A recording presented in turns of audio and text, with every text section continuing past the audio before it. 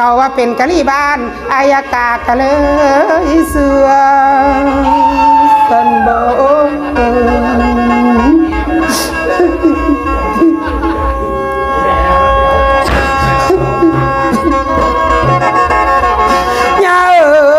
สิขอลามือเกินอยู่ไปเขาสิขาต้องตายแต่ว่าแน่นอนอ่อนซ่อนใจได้ยาเท่า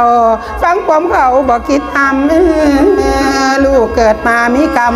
กะสิไปตามกรรมอภัยเด้อยาเท่าสองเจ้าคอยเจริญเมืองผู้เงินมานั่นมันไกลกันแล้วขนาดยังอย่าให้พาผีเจ้าสีทนได้ดวนตามขอยันห้ามพาผีสีทนอย่าได้ไปตามนางโม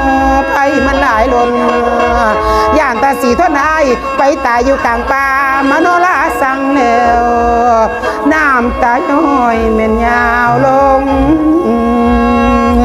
พะวงหลังพะวงหน้าในเวลามนุษย์อังเทิงห่วงหลังห่วงหน้าลูกล่าแล้วแม่ยา